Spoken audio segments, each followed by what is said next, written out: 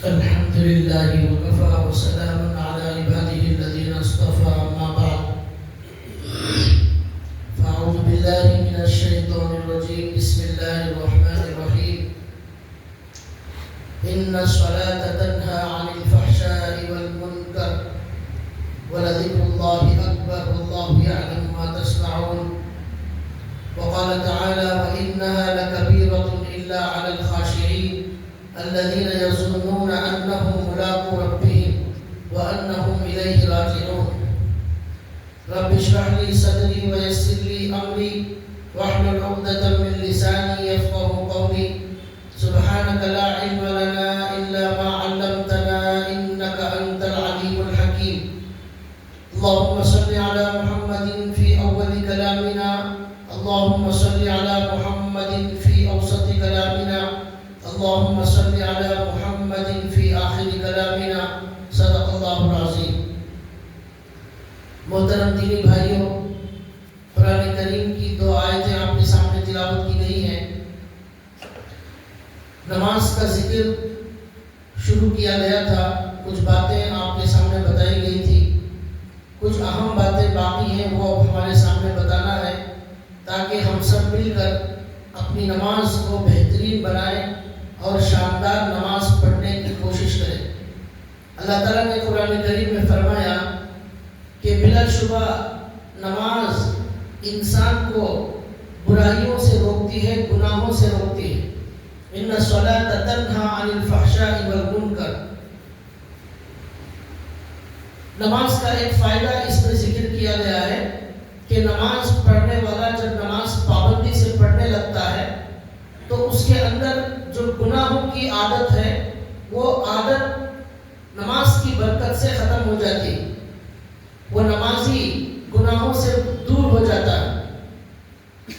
لیکن ہم دیکھتے ہیں کہ بہت سارے نمازی نماز پڑھ رہے ہیں لیکن ساتھ میں گناہ بھی کر رہے ہیں. جھوٹ بھی چل رہا ہے، نماز بھی چل رہی ہے. آنکھوں کا بھی گناہ ہو رہا ہے، نماز بھی جاری ہے. کانوں کا بھی گناہ ہو رہا ہے، نماز بھی جاری ہے. دل میں حسد کی بیماری ہے، تکبر کی بیماری ہے، زبان پر جھوٹ ہے، غیبت ہے. یہ سارے گناہ بھی چل رہے ہیں اور نماز بھی چل رہی ہے. تو اس کا جواب مفسرین نے یہ دیا ہے کہ نماز جب واقعی نماز ہو جائے گی، جب نماز صحیح نماز ہو جائے گی، جب نماز اچھی نماز ہو جائے گی، جب نماز سنت کے مطابق ہو جائے گی، وہ نماز انسان کو گناہوں سے روکے گی اور برائیوں سے روکے گی. بہترین نماز پڑھنے والا جب بہترین نماز پڑھے گا وہ کبھی بھی گناہوں کے قریب نہیں جا سکتا. وہ یہ سوچے گا کہ جب اللہ نے مجھے نمازی بنایا ہے تو میں نمازی اور جھوٹا بن نہیں سکتا، نمازی بن کر آنکھوں سے گندی چیزیں دیکھ نہیں سکتا. یہ سوچ کر اللہ تعالیٰ نماز کی برکت سے اسے گناہوں سے بچاتے ہیں. لیکن جب نماز صحیح نماز نہیں ہوگی تو پھر وہ انسان کو گناہوں سے نہیں بچائے. اس لیے گناہوں سے بچنے کا بھی ایک ذریعہ یہ ہے کہ ہم نماز بہترین کوالٹی کی نماز پڑھنے کی کوشش کریں اور اپنی نمازوں کو خراب نہ کریں.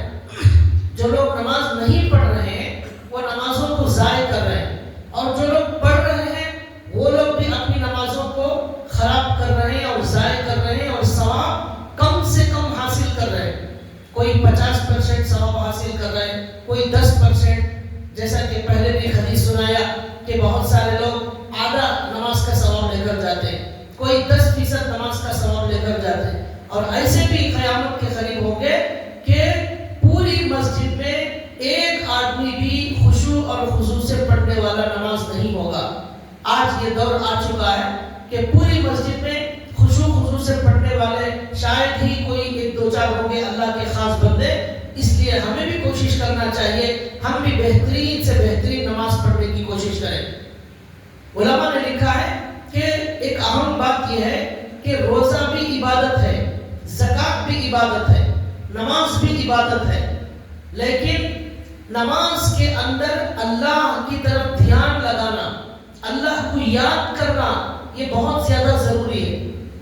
زکوٰۃ میں اللہ کی طرف آپ کی توجہ نہ ہو، اللہ کی یاد نہ ہو، تب بھی زکوٰۃ میں کوئی فرق نہیں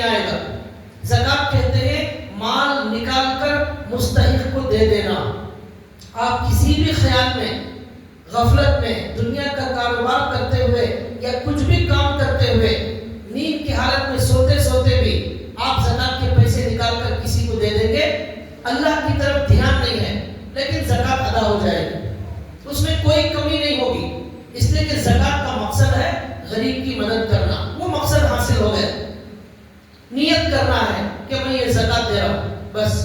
اور روزے کے اندر بھی دن بھر روزے کا جو وقت ہے اس پورے وقت میں اللہ کے ذکر میں بیٹھے رہنا یہ کوئی ضروری نہیں ہے، مسجد میں قرآن پڑھتے رہنا کوئی ضروری نہیں ہے، نماز کے وقت میں آپ نماز پڑھیں، بقیہ وقت میں آپ کاروبار کریں، آپ دکان چلائیں، آپ محنت کریں، تو اس روزے کے پورے وقت میں صبح سے شام تک اللہ کی طرف دھیان لگانا یہ ضروری نہیں ہے۔ اچھا ہے اگر کوئی آدمی ذکر میں مشغول رہے تو اچھا ہے، لیکن اگر کوئی کاروبار بھی کر رہا ہے تو اس کے روزے میں فرق نہیں آتا، کیوں؟ روزے کا مقصد بھوکا رہنا ہے، کھانے سے الگ کرنا ہے، پانی سے الگ کرنا ہے، تو وہ جو مقصد ہے وہ حاصل ہو رہا ہے۔ لیکن نماز، روزہ اور زکات کے علاوہ ایک ایسی عبادت ہے، اس نماز کا مقصد ہی اللہ کو یاد کرنا ہے۔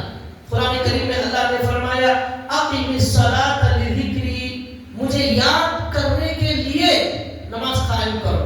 نماز اللہ کو یاد کرنے کے لیے ہے، اللہ کو یاد کرنا اگر اس نماز میں نہیں ہوگا تو پھر نماز کی روح غائب ہو گئی، نماز کا مقصد فوت ہو گیا۔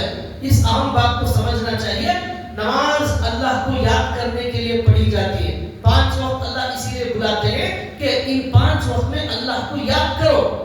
اب ہم مسجد میں آ کر بھی ہمارے دکان کی طرف، ہمارے گھر کی طرف، ہمارے کاروبار کی طرف ہمارا دماغ اور دھیان لگا رہے گا تو پھر مقصد نماز فوت ہو جائے گا۔ اس کی وجہ سے کیا ہوگا؟ نماز کا جو ثواب ملنا چاہیے وہ ثواب ہمیں نہیں ملے گا، نماز جو اللہ کو پسند آنا چاہیے وہ اللہ کو نماز پسند نہیں آئے گی، فرض ذمے سے ادا ہو جائے، ڈیوٹی پوری ہو گئی لیکن اللہ خوش نہیں ہوئے، ڈیوٹی ہو گئی لیکن اللہ خوش نہیں ہوئے، تو وہ عبادت کو لے کر کیا کریں گے جس میں اللہ ہی خوش نہیں ہے، اللہ ہی کے لیے وقت نکال کر آئے لیکن اللہ ہی کو پسند نہیں ہے۔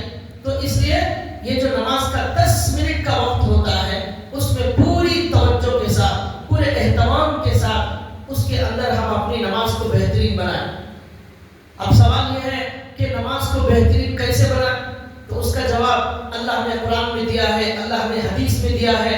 اللہ تعالیٰ نے قرآن کریم میں فرمایا الذین یظنون وانها لکبیرۃ الا علی الخاشعین، یہ نماز بڑی بھاری، بڑی مشکل، بڑی بوجھل معلوم ہوتی ہے، لیکن الا علی الخاشعین، جو خشوع سے، خضوع سے بہترین نماز پڑھنے والے ہیں ان کو یہ نماز مشکل معلوم نہیں ہوتی۔ جو اس اہتمام کے ساتھ آیا ہے کہ میں اللہ کو خوش کرنے کے لیے آیا ہوں، میرے اوپر حق ہے، اس اللہ کے کروڑوں احسانات ہیں، اس کا میں شکر ادا کرنے کے لیے آیا ہوں، یہ نماز میری قبر میں ساتھ آنے والی ہے، یہ نماز حشر کے میدان میں میرے ساتھ رہنے والی ہے، یہ نماز مجھے جنت میں لے جانے والی ہے، یہ سوچ کر جب آئے گا تو خشوع اور خضوع سے پڑھے گا۔ اب خشوع سے جو پڑھنے والا ہے اسے نماز مشکل معلوم نہیں ہوتی، وَإِنَّهَا لَكَبِيرَةٌ إِلَّا عَلَى الْخَاشِعِينَ، نماز مشکل معلوم ہوتی ہے لیکن خشوع اور خضوع سے پڑھنے والے کو کوئی مشکل معلوم نہیں ہوتی۔ اب پھر سوال پیدا ہوا کہ خشوع اور خضوع سے نماز پڑھنے والے کون ہیں؟ قرآن کہتا ہے الذین یظنون انہم ملاقو ربہم وانہم الیہ راجعون، 2 کام کریں گے اس آیت میں بتایا گا، 2 سوچ، 2 فکر اپنے اندر پیدا کریں گے، نماز میں خشوع پیدا ہوگا۔ کیا سوچنا ہے؟ انہم ملاقو ربہم، نماز میں یہ سوچنا ہے کہ میں اللہ سے ملاقات کرنے کے لیے یہاں کھڑا ہوا ہوں، یہاں بلایا گیا ہے اللہ سے بات کرنے کے لیے، اللہ سے ملاقات کے لیے، اللہ سے میٹنگ کرنے کے لیے، اللہ سے درخواست کرنے کے لیے مجھے یہاں بلایا گیا۔ اب میں جب اللہ سے بات کر رہا ہوں بیچ میں کسی کا خیال نہ آئے، یہ اللہ نے کہا انہم ملاقو ربہم، یہ سوچو کہ آپ اللہ سے بات کر رہے ہیں، اللہ آپ سوال کر رہے ہیں، اللہ جواب دے رہے ہیں، تو یہ سوچ انسان کے اندر نماز میں خشوع پیدا کرے۔ اور اس کا مطلب یہ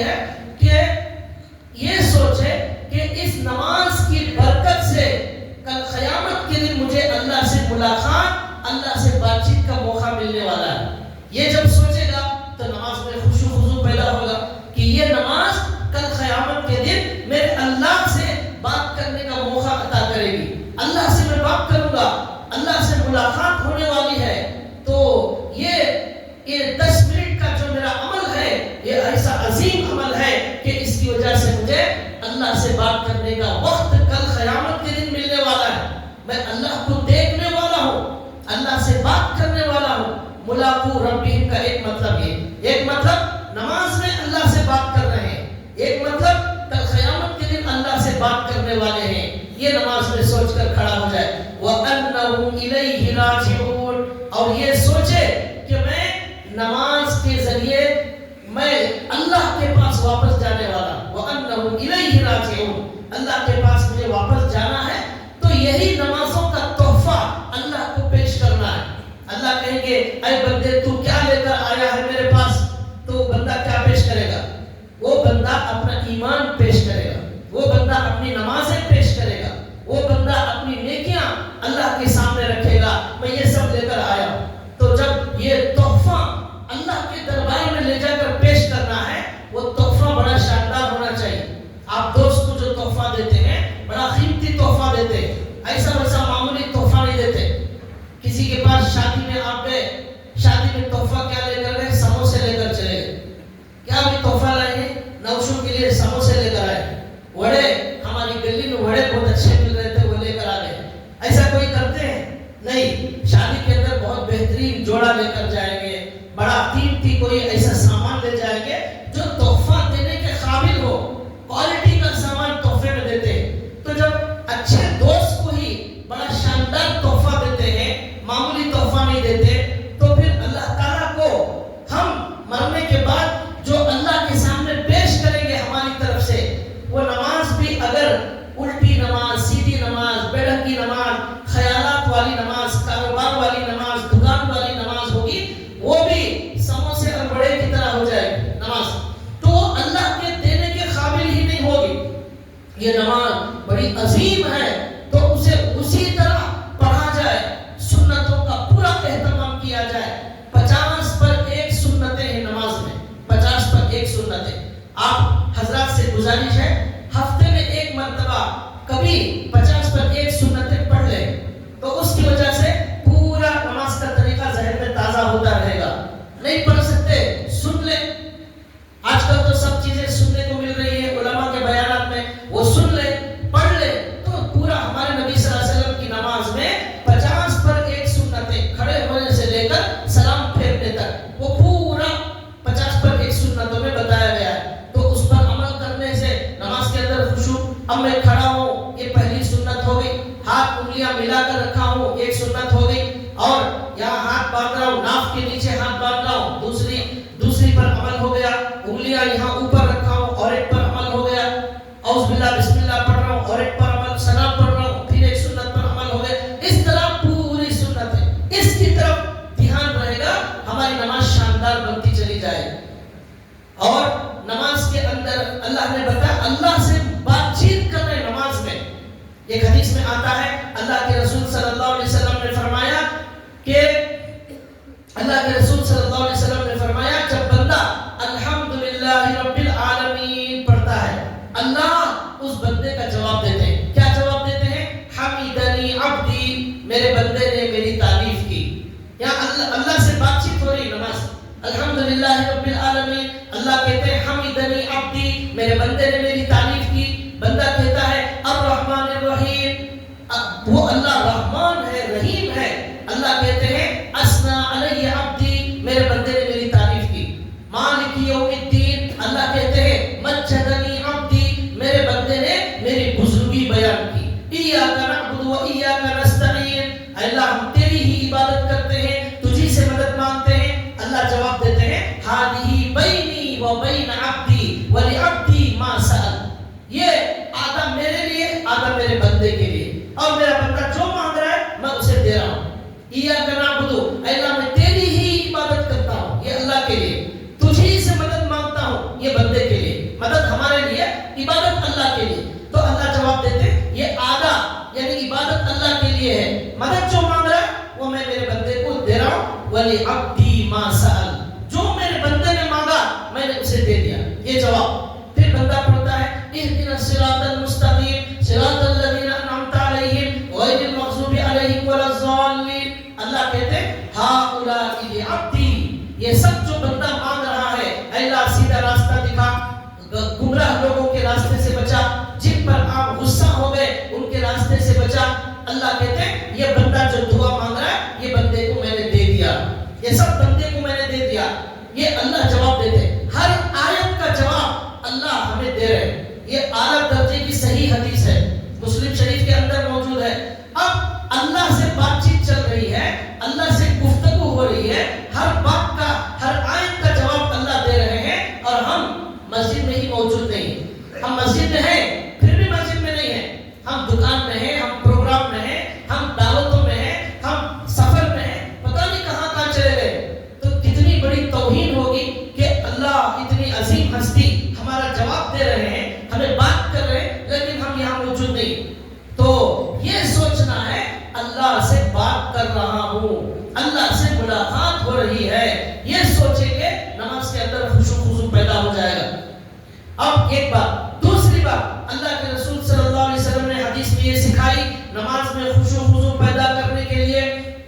ایک حدیث ہے بخاری شریف کے اندر، صحابہ اکرام بیٹھے ہوئے تھے، اللہ کے رسول بیٹھے، ایک انسان کی شکل میں ایک صحابہ ہے، بہترین کپڑے، نئے صاف ستھرے کپڑے پہنے ہوئے، سفید کپڑے، اور ایسا لگ رہا ہے پانی نہا کر ابھی ایک دم فریش آ رہے ہیں، بال بھی ایسے ہی فریش لگ رہے، پانی نہا کر آئے ہوئے، دھول کچھ نظر نہیں آ رہی ہے، لیکن چہرہ بالکل نیا ہے۔ مدینہ جو تھا، مدینہ وہ چھوٹا تھا، بہت بڑا بنگلور کے جیسا نہیں تھا، وہ ایک ہمارے محلے کے جیسا تھا مدینہ۔ تو سب ایک دوسرے کو پہچانتے تھے، سب ایک دوسرے کو جانتے تھے، جیسے محلے میں کوئی نیا آدمی آئے تو محلے والے پہچانتے ہیں۔ اب مدینے میں کوئی نیا آدمی آتا باہر سے تو اس کی علامت یہ ہوتی گھوڑے پر آتا یا اونٹ پر آتا یا گدھے پر آتا، وہ سواری پر آنے کی وجہ سے پورے کپڑے دھول دھول ہو جاتے، سر میں دھول، بالوں میں دھول، پورا دھول دھول ہو جاتے تھے، سفر کے آثار نظر آتے تھے باہر سے آنے والا۔ اگر اندر والا ہے تو اسے صحابہ پہچانتے، لیکن یہ جو صاحب آنے والے ہیں وہ باہر سے آئے نہیں ہیں، کیوں؟ دھول نظر نہیں آ رہی ہے، باہر سے آتے تو دھول دھول نظر آتی، ایسا لگ رہا ہے مدینے والے ہیں، لیکن مدینے میں کیا کوئی پہچانتے نہیں ہے ان کو۔ اب صحابہ کو بڑا تعجب ہوا، اب وہ صحابہ آئے، سیدھا آئے اللہ کے رسول کے سامنے بیٹھ گئے، حضور صلی اللہ علیہ وسلم کے گھٹنوں کو گھٹنے لگا کر بیٹھ گئے، اتنا قریب بیٹھ گئے۔ اب انہوں نے حضور سے سوال کیا، بہت سارے سوالات کیے، اس میں مجھے ایک سوال بتانا ہے۔ انہوں نے کہا یا رسول اللہ مل احسان، احسان کیا ہے؟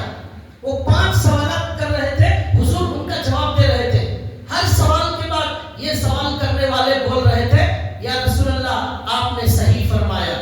اب صحابہ کو اور تعجب ہوا، یہ آدمی سوال کرنے آیا ہے پھر حضور جواب دیتے ہیں تو بولتا ہے ہاں آپ نے صحیح کہا، گویا حضور سے زیادہ اسے علم موجود ہے۔ یہ صحابہ کو اور تعجب ہوا۔ اب کئی سوالات ہوئے، اس میں ایک سوال مل احسان، احسان کیا ہے؟ اللہ کے رسول نے فرمایا ان تعبد اللہ کأنک تراہ فإن لم تکن تراہ فإنہ یراک، آپ عبادت ایسی کرو، نماز ایسی پڑھو گویا کہ آپ اللہ کو دیکھ رہے ہیں۔ فإن لم تکن تراہ، اگر آپ اللہ کو نہیں دیکھ رہے ہیں، فإنہ یراک، تو وہ اللہ یقیناً آپ کو دیکھ رہا ہے۔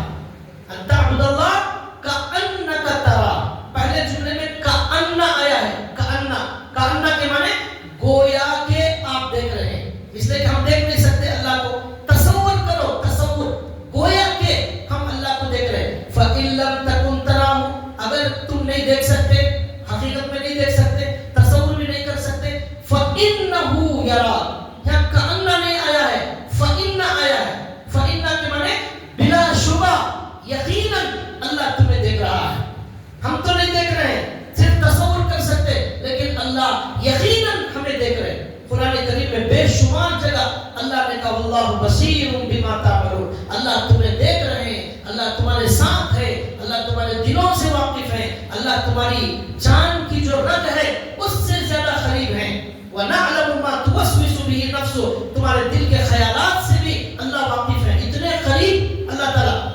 ایک جگہ اللہ نے کہا فلولا ونحن اقرب الیہ منکم ولکن لا تنظرون، سورہ واقعہ میں اللہ نے کہا فلولا اذا بلغت الحلقوم وانتم حينئذ تنظرون ونحن اقرب الیہ منکم ولکن لا تبصرون۔ اللہ کہتے ہیں جب مرنے والا مرتا ہے، روح نکلتی ہے، فلولا اذا بلغت الحلقوم وانتم حينئذ تنظرون، تم دیکھ رہے ہو مر رہا ہے، مرنے والا مر رہا ہے، سانس اٹک رہی ہے، روح نکالی جا رہی ہے۔ اللہ کہتے ہیں تو اس وقت اللہ تمہارے سے زیادہ اس مرنے والے کے قریب ہوتے ہیں، وَنَحْنُ أَقْرَبُ إِلَيْهِ مِنكُمْ، ہم تمہارے سے زیادہ قریب ہوتے ہیں وہاں میت کے بعد، تم اس کو دیکھ رہے ہو کہ اس کی روح نکالی جا رہی ہے۔ تو اس طرح اللہ تعالیٰ ہمارے سب سے زیادہ قریب۔ تو اللہ کے نبی کہتے ہیں نماز کو بہترین نماز بنانے کے لیے یہ تصور کرو کہ یقیناً اللہ ہمارے رکوع کو دیکھ رہے ہیں، ہمارے سجدے کو دیکھ رہے ہیں، ہمارے قیام کو دیکھ رہے ہیں۔ اس تصور کی وجہ سے ہماری نماز بہترین نماز بن جائے۔ دو باتیں ہوں گی۔ تیسری بات، اللہ کے رسول صلی اللہ علیہ وسلم نے فرمایا کہ اللہ کے نبی فرماتے ہیں کہ جو آدمی کی نماز اسے برائیوں سے نہ روکے، گناہوں سے نہ روکے، اس آدمی کی نماز اسے اللہ سے اور دور کر دیتی۔ گناہوں سے بچنا ضروری ہے، اگر گناہوں سے نہیں بچیں گے تو وہ نماز انسان کو اللہ سے دور کرنے والی ہوتی۔ اب گناہوں سے اگر نہیں بچیں گے تو نماز اللہ سے ہمیں دور کرے گی، اس لیے نماز کو بہترین نماز پڑھو تاکہ گناہوں سے بچ جائیں۔ گناہوں سے بچیں گے وہ نماز آپ کو اللہ کے اور قریب کر دے گی۔ اللہ کے رسول صلی اللہ علیہ وسلم نے ایک حدیث میں فرمایا الساجد یسجد بین قدمئی الرحمن، سجدہ کرنے والا اللہ کے قدموں میں سجدہ کرتا ہے۔ یسجد بین قدمئی الرحمن، رحمان کے قدموں میں سر رکھ کر وہ سجدہ کر رہا ہے۔ پھر حضور کہتے ہیں فاکثر الدعاء، اگر وہ نفل نماز ہے تو اس میں سجدے میں جا کر دعا مانگو اللہ سے۔ فرض نماز میں دعا نہیں مانگنا ہے، سجدے میں۔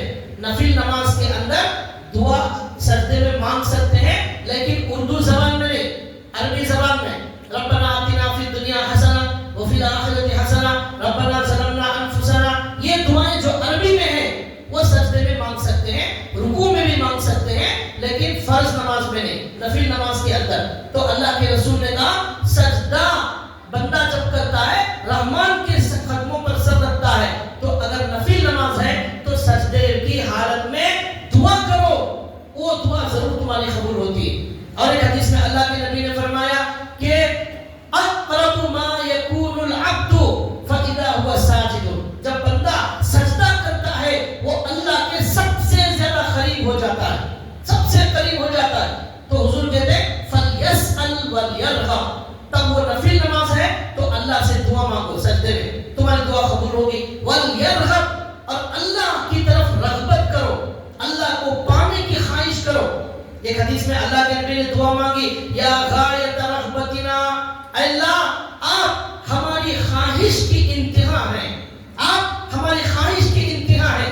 ہماری خواہش کپڑا نہیں، ہماری خواہش اچھے کھانے نہیں، ہماری خواہش اچھی بلڈنگ نہیں، ہماری خواہش دولت نہیں، ہماری خواہش یہ ہے آپ ہمیں مل جائیں، آپ کی دوستی مل جائے، آپ کا تعلق مل جائے، آپ کا قرب مل جائے، آپ سے ہمارا تعلق قائم ہو جائے، ہمارے دل میں آپ بس جائیں، یہ ہماری سب سے بڑی خواہش ہے۔ اس کے علاوہ کوئی خواہش نہیں۔ ہمارے نبی کو یہ خواہش تھی، ہمارے نبی کہتے ہیں سب سے بڑی تمنا یہ ہے کہ مجھے اللہ مل جائے۔ یا غایت رغبتنا، اے اللہ ہماری خواہش کی آپ انتہا ہیں۔ تو اللہ کے نبی کہتے ہیں سجدے میں اس خواہش کے ساتھ سجدہ کرو کہ مجھے اللہ کو پانا ہے، یہ سجدہ مجھے اللہ کے قریب کرے گا، یہ اللہ سے میری دوستی مضبوط کرے گا، یہ اللہ سے میری ضرورتوں کو منوانے کا کام ہے۔ یہ سوچ کر جب سجدہ کریں گے تو وہ نماز میں خشوع خضوع پیدا ہو جائے۔ اور ایک بات اللہ کے رسول صلی اللہ علیہ وسلم نے سکھائی کہ نماز کو بہترین بنانے کے لیے مسجد کو آنے سے پہلے یہ تصور کریں کتنے عظیم اللہ کے دربار میں جا رہے ہیں۔ یہ کوئی معمولی دربار نہیں ہے، اللہ کا دربار ہے، اس کی نسبت، اس کا تعلق اللہ سے ہے۔ یہ دیواریں عام دیواریں نہیں ہیں، یہاں کی چھت یہ عام ہمارے گھروں کی چھت کی طرح نہیں ہے، یہاں کی یہ جو فرش ہے یہ ہمارے گھر کی طرح نہیں ہے۔ گھر کے اندر بات کر سکتے ہیں آپ، مسجد کے اندر دنیا حضرت عمر رضی اللہ تعالیٰ عنہ نے مسجد میں دیکھا یہ دو لوگ بات کر رہے ہیں مسجد میں. حضرت عمر نے ان کو بلایا اور کہا تم مدینے کے باہر کے لگ رہے ہو, اگر مدینے والے ہوتے کوڑے مار کر سیدھا کرتا, نئے لوگ ہو اس لیے چھوڑ رہا ہوں. اللہ کے گھر میں دنیا میں بات کرتے ہو, شرم نہیں آتی؟ یہ اللہ کا گھر. تو جس اللہ کے گھر میں آنے کا یہ ادب سکھایا گیا ہے کہ اتنے عظیم اللہ کا دربار ہے. ایک کپڑا میں پہنا ہوا ہوں, یہ جبہ, اس کی کوئی ویلیو نہیں ہے, لیکن یہی کپڑا آپ قرآن کریم کا جزدان بنائیں اس کی ویلیو بڑھ جاتی ہے. یہ قرآن سے ٹچ ہونے کی وجہ سے اس کا مقام بدل گیا. یہ میرے سے مس ہونے کی وجہ سے اسے کوئی مقام نہیں ملا. یہ کپڑے کو پھینکو, زمین پر پھینکو, کہیں بھی ڈال دو, کچرے میں ڈال دو, کہیں بھی ڈالو, کوئی گناہ نہیں. وہی کپڑا قرآن کا جزدان ہے. آپ دھوئیں گے گھر میں, تمیز سے دھوئیں گے, ادب سے دھوئیں گے, سلیقے سے دھوئیں گے. پاؤں پر اسے نہیں لا سکتے, آپ پھینک نہیں سکتے. کیوں؟ قرآن سے اس کا تعلق قائم ہو گیا. اب آپ سوچئے جس نماز کا اللہ سے تعلق قائم ہو جائے وہ نماز کیسی عظیم ہو جائے, اور یہ مسجد جس کا اللہ سے تعلق قائم ہو جائے وہ مسجد کتنی عظیم ہو جائے. اس لیے مسجد آتے وقت سیدھا پیر مسجد میں داخل کرو, نیت کرو, اعتکاف کی نیت کرو, دعا پڑھو, اللہم افتح لی ابواب رحمتک, دعا پڑھ کر آؤ. حدیث میں اللہ کے نبی نے کہا مسواک کر آؤ, منہ کو صاف کر کے آؤ, کچی پیاز کچا لہسن کھا کر مت آؤ. مسجد اللہ کا گھر ہے, اللہ سے بات کرنے سے پہلے منہ کو صاف کرو. فرشتے یہاں بھرے ہوئے ہیں, ان کو تمہاری بدبو سے تکلیف ہوتی ہے. جب اللہ کے نبی نے کہا پیاز لہسن کی بدبو سے تکلیف ہوتی ہے فرشتوں کو, بیڑی سگریٹ سے اور ڈبل تکلیف ہوتی ہے فرشتوں کو. اس لیے بیڑی سگریٹ والے بھی منہ کو پاک کر کے صاف کر کے آئے. لیکن آج ایسا حال ہے, میں نے ایک صاحب کو دیکھا مسجد میں داخل ہونے سے پہلے بیڑی پی رہے, وہ بیڑی آدھی باقی ہے. مؤذن صاحب تھے, وہ اذان دینے کا ٹائم ہو گیا, آدھا منٹ باقی ہے, بیڑی بھی آدھی باقی ہے. اور وہ آدھا منٹ میں بیڑی کو فنش کرنا ہے تو جلدی جلدی مار رہے ہیں, جلدی جلدی آدھے منٹ میں ختم کرنا ہے بیڑی اور فوراً جا کر اذان دینا ہے. تو بیڑی آدھی باقی آرام سے پیتے تھے, ٹائم جیسے ہی ختم ہوا وہ بہت تیزی کے ساتھ بیڑی مار رہے ہیں. اب فوراً پھینک کر جلدی جلدی اندر گئے, جا کر اذان دینا شروع کر دی. یہ بدبودار منہ سے اللہ کا نام لیتے ہیں. ایک شاعر نے کہا ہزار بار بشویم دہن زمش کو گلاب, ہنوز نامی تو گفتن کمان بے ادبی است. فارسی کا شعر, ہزار بار بشویم دہن زمش کو گلاب, ہنوز نامی تو گفتن کمان بے ادبی است. تو اپنے منہ کو ہزار بار مشک و عنبر سے دھوئے گا تب بھی یہ اللہ کے نام لینے کے قابل نہیں ہوگا تیرا منہ. یہ اللہ کا نام ایسا عظیم ہے, قیامت اس وقت تک قائم نہیں ہوگی جب تک ایک بندہ بھی اللہ اللہ اللہ کہنے والا دنیا میں موجود ہوگا. اس ایک بندے کی وجہ سے, چاہے وہ ترکاری بیچتا ہو, کھوتی میں بیچ کر زندگی گزار رہا ہے, اور وہ بہت معمولی کام کر کے فقیر ہے, بھکاری ہے, لیکن مسلمان ہے, اس کی وجہ سے سورج اپنا کام کرے گا, چاند اپنا کام کرے گا. کیوں؟ اس کے منہ میں, اس کے دل میں اللہ کا نام ہے. وہ اللہ کا نام سورج سے قیمتی, چاند سے زیادہ قیمتی, زمین آسمان سے قیمتی. پورے بادل کام کریں گے, زمین اپنا کام کرے گی, بارش اپنا کام کرے گا اس ایک بندے کی وجہ سے. پوری دنیا کے جتنے لوگ مسلمانوں کے علاوہ کھا رہے ہیں, پی رہے ہیں, پل رہے ہیں, مسلمانوں کے صدقے میں پل رہے ہیں. ہمارے ایمان والوں کے صدقے میں یہ زمین آسمان قائم ہے. جس دن یہ ایمان والے ختم, وہ دن قیامت کے قائم ہونے کا دن ہوگا. وَنُفِخَ فِي الصُّورِ, مسلمانوں کو بھگا دینا چاہتے ہیں, ہمیں بھگا دیں گے, پھر یہ زمین بھی ختم ہو جائے گی, آپ بھی ختم ہو جائیں گے, آپ کی کرسی ختم ہو جائے گی, آپ کی حکومت ختم ہو جائے گی, کچھ باقی نہیں رہے گا. وَنُفِخَ فِي الصُّورِ, سور پھونک دیا جائے گا. فَصَعِقَ مَن فِي السَّمَاوَاتِ وَمَن فِي الْأَرْضِ, پورے زمین کے لوگ سب مردے زندے مردوں میں بدل جائیں گے, کوئی بچے گا نہیں, سب مردے بدل جائیں. کیوں؟ یہ زمین آسمان قائم ہے اللہ کے نام لینے والوں کی وجہ سے, یہ نمازیوں کی وجہ سے, یہ مسلمانوں کے صدقے میں یہ زمین آسمان کا نظام چل رہا ہے. تو اللہ کا نام کتنا قیمتی ہے. ایک اللہ کا نام لینے آئے گا. حضرت سلیمان علیہ السلام ہوا میں تخت پہ اڑ رہے تھے. ایک آدمی نیچے کھیت میں کسان کام کر رہا تھا اور دیکھ کر اس نے کہا سبحان اللہ کیا عظیم نعمت سلیمان علیہ السلام کو ملی ہے. سلیمان علیہ السلام کو آواز پہنچی, فوراً زمین پر آ گئے اور آ کر کہنے لگے کہ تم نے جو سبحان اللہ کہا ہے وہ اللہ کی نظر میں میرے تخت سے زیادہ قیمتی ہے. یہ تخت تو ختم ہونے والا ہے لیکن تیرا سبحان اللہ کا اجر زمین آسمان بھر گئی. اس کا اجر جو قیامت کے دن ملنے والا ہے تو تصور نہیں کر سکتا. یہ ہے اللہ کے نام کی عظمت. تو ایسے اللہ کا نام لینے کے لیے مسجد آنے سے پہلے مسواک کرے, منہ کو صاف کرے. یہ ادب سکھایا گیا. کیوں؟ جب مسجد کا ادب ہمارے دل میں آئے گا تو نماز پڑھتے وقت بھی یہی تصور ہوگا کہ جس مسجد کا اتنا ادب سکھایا گیا ہے اس مسجد کے اللہ کا کتنا ادب کرنا ہے. تو اس کے لیے کیسی نماز پڑھنا ہے. حدیث میں اللہ کے نبی نے کہا نماز میں امام صاحب نماز کھڑی ہو گئی, ایک آدمی پیچھے سے وضو بنا کر آ رہا ہے, امام صاحب رکوع میں ہے. اللہ کے نبی نے کہا بھاگتے بھاگتے آ کر نماز میں گھسنے کی کوشش مت کرو, آرام سے آؤ. بھاگنے کی جگہ نہیں ہے مسجد, آرام سے چل کر آؤ. رکعت مل گئی ٹھیک ہے, نہیں ملی تو بعد میں امام صاحب جب سلام پھیریں گے اٹھ کر پڑھ لینا. بھاگنا منع ہے مسجد کے اندر. کیوں؟ یہ اللہ کا دربار ہے, اس اللہ کے دربار کے قاعدے قوانین ہیں. اس لیے بھائیوں ہم اپنی نماز کو بہتر بنانے کے لیے یہ سوچیں کہ یہ کتنے عظیم اللہ کا دربار ہے, یہ مسجد کیسی عظیم ہے, وہ اللہ کتنے بڑے کتنے پاورفل کیسی طاقت والے ہیں. کیسا آسمان کو اس اللہ نے بنایا, کیسے ایک سورج کو بنایا, اس چاند کو کیسے ایک چاند کو بنایا.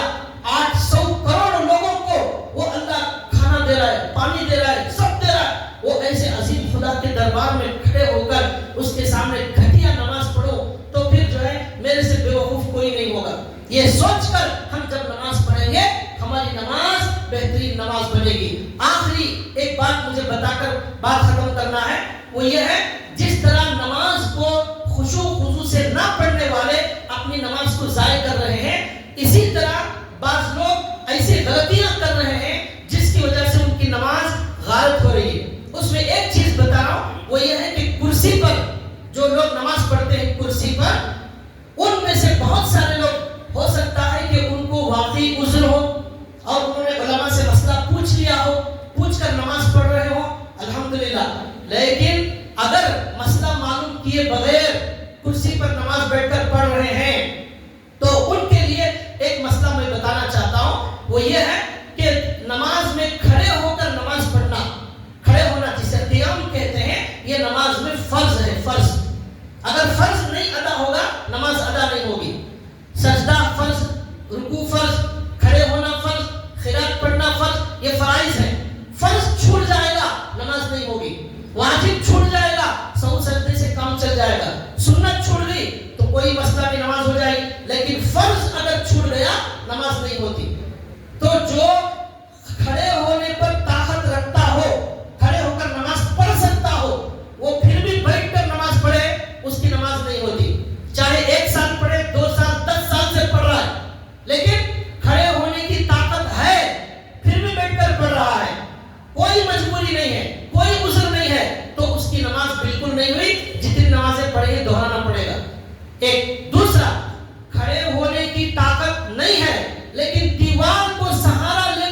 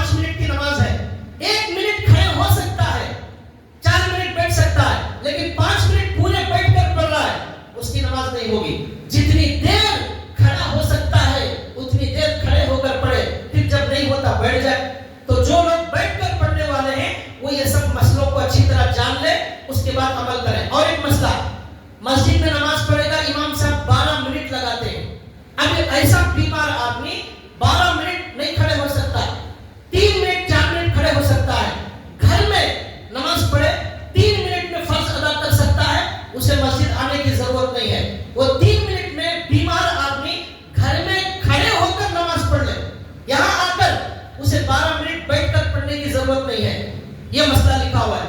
आप खड़े होना जो क़याम छोड़ देते हैं, उससे अच्छा यह है कि 3 मिनट आप घर में खड़े हो सकते हैं।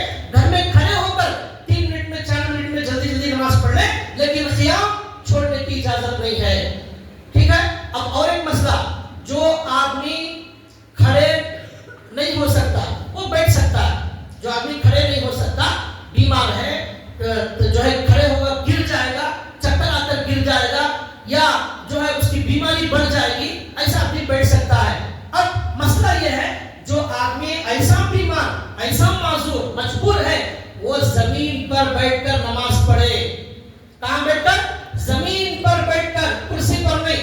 अब मसला सुनिए, जो आदमी जमीन पर बैठकर नीचे पेशानी सजदा, पेशानी जमीन पर लगाकर सजदा कर सकता है, जमीन पर बैठकर पेशानी जमीन पर लगाकर सजदा कर सकता है, बैठकर रुकू से नमाज पढ़ सकता है, वो अगर कुर्सी पर नमाज पढ़ेगा उसकी नमाज नहीं होगी। ये मसला अच्छी तरह याद रख लीजिए। जो आदमी जमीन पर बैठकर पेशानी जमीन पर लगाकर बैठकर नमाज पढ़ सकता है, वो आदमी सजदा जमीन पर करेगा, वो कुर्सी पर बैठ नहीं सकता। क्यों? जैसे खड़े होना फर्ज है, वैसे सजदा करना भी फर्ज है। सजदा फर्ज छोड़ देंगे तो फिर नमाज अदा नहीं होगी। कुर्सी पर जो नमाज पढ़ने की इजाजत है, उस आदमी को इजाजत है जो खड़े नहीं हो सकता। खड़े होगा गिर जाएगा, चक्कर आ जाएगी, बीमारी बढ़ जाएगी, डॉक्टर ने मना किया, हद से ज्यादा ज़ईफ हो गया है। अब वो आदमी क्या करे? बैठकर जमीन पर नमाज पढ़े। हमारे नबी सल्लल्लाहु अलैहि वसल्लम आखिरी उम्र में चल नहीं सकते थे, 2 लोगों के सहारे हमारे नबी मस्जिद आए, पैर नहीं रख सकते थे। उस हाल में हमारे नबी आए और हमारे नबी जमीन पर बैठकर पढ़े। कुर्सी पर बैठकर नमाज हमारे नबी ने नहीं पढ़ी। एक हदीस में भी कोई नहीं बता सकते कि हुजूर ने कुर्सी पर नमाज पढ़ी है। हमारे नबी जमीन पर बैठकर नमाज पढ़े। तो ऐसी मजबूरी है, जमीन पर बैठकर पढ़े। अब जो आदमी जमीन पर बैठकर भी नमाज नहीं पढ़ सकता, घुटने में रात डाल दिए हैं, या ऐसा बीमार है सजदे में नीचे जाएगा, उठ नहीं सकता वो आदमी, ऐसा बीमार, ऐसा कमजोर, तो जो आदमी जमीन पर सजदा करने की ताकत नहीं रखता, उस आदमी को इजाजत है वो इशारे से नमाज पढ़े। वो कुर्सी पर बैठकर अब नमाज पढ़ सकता है, खड़े हो भी नहीं सकता, कुछ देर भी खड़े नहीं हो सकता, सहारे से भी खड़े नहीं हो सकता। अब जमीन पर बैठकर भी सजदा नहीं कर सकता, जमीन पर बैठकर रुकू नहीं कर सकता। अब इजाजत है वो रुकू आराम से बैठकर कुर्सी पर नमाज पढ़े। और एक मसला, जमीन पर बैठकर जो आदमी सजदा नहीं कर सकता, अब खड़े होना भी माफ उसके लिए, खड़े होना जरूरी नहीं है। जमीन पर बैठकर जो सजदा नहीं कर सकता, क़याम भी उसके लिए माफ हो गया। अब खड़े होने की जरूरत नहीं, आप कुर्सी पर बैठकर नमाज पढ़िए। जो भी कुर्सी पर नमाज पढ़ने वाले हैं वो ये सारे मसलों को ध्यान में रख लें। अगर वो वाकई ऐसे हैं तो अल्हम्दुलिल्लाह शरीयत इजाजत देती है, खड़े होकर नहीं पढ़ सकते, बैठकर पढ़ो, बैठकर जमीन पर नहीं पढ़ सकते, कुर्सी पर पढ़ो, वहां भी नहीं हो सकता, लेटकर पढ़ो, इजाजत है। लेकिन किसे इजाजत है, किसे नहीं है, ये अल्लाह के लिए मसला मालूम करके उसके बाद आप नमाज पढ़ें। वरना याद रखें, आपका सजदा, सजदे का मतलब जमीन पर सजदा फर्ज है, उसके बगैर नमाज नहीं होती। आप अगर 5 साल से नमाज पढ़ रहे हैं, पूरी नमाजें ज़ाय हो गई। आप किसी भी दुनिया के मुफ्ती से आप फतवा ले लीजिए कि फर्ज अगर छूट गया, सजदा छूट गया और क़याम छूट गया, हमारी नमाज नहीं होती। तो नमाजों को बेहतर बनाने का बयान चल रहा है। जैसे खुशू और खुजू जरूरी है, नमाज के मसले मसाइल मालूम करके जानकर अमल करना भी जरूरी। अब हमारे बहुत सारे भाई, हमारे बुजुर्गान आराम से चलकर आते हैं, खड़े होकर आते हैं, और बाहर भी खड़े हो रहे हैं, कोई परेशानी नहीं, घर में भी आराम से नीचे बैठ रहे हैं, कोई परेशानी नहीं। मस्जिद में आते ही उनको उज़्र आ गया, अब मस्जिद में खड़े नहीं हो सकते, अब मस्जिद में नीचे बैठ नहीं सकते, ये समझ में नहीं आ रहा है। तो जो बाहर सब कुछ कर सकता है, यहाँ अंदर भी कर सकता है। एक इमाम साहब ने मुझे कहा कि एक मर्तबा उन्होंने मस्जिद से पूरी कुर्सियां गायब कर दी, पूरी कुर्सियां गायब, एक भी कुर्सी नहीं है। तो जितने भी कुर्सी वाले थे वो सब माशाअल्लाह आराम से खड़े होकर नमाज पढ़ रहे, अब उनका उज़्र गायब हो गया। तो इसका मतलब ये था, कुछ लोगों को उज़्र था, कुछ लोगों को नहीं था, मालूम ना होने की वजह से नमाज पढ़ रहे थे। इसलिए भाइयों, मेरे प्यारे दीनी भाइयों, मसले मालूम करके अपनी नमाज को नमाज बनाएं।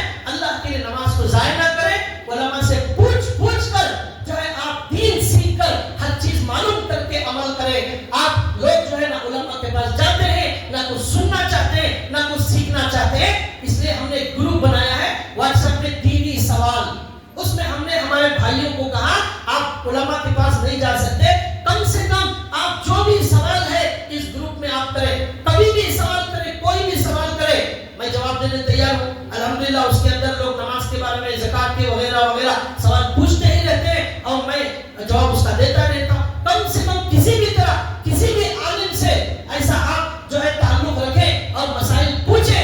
اگر پوچھ کر عمل نہیں کریں گے، آپ کو نماز کا طریقہ صحیح معلوم نہیں، نماز ضائع ہو جائے گی. حج کا طریقہ معلوم نہیں، حج ضائع ہو جائے گا. اس لیے بھائیوں دعا ہے اللہ تبارک و تعالی ہمیں بہتر سے بہتر نماز پڑھنے کی توفیق عطا فرمائے. جان کر صحیح نماز پڑھنے کی اللہ ہمیں توفیق عطا فرمائے. سنی بات پر اللہ عمل کی توفیق عطا فرمائے. وآخر دعوانا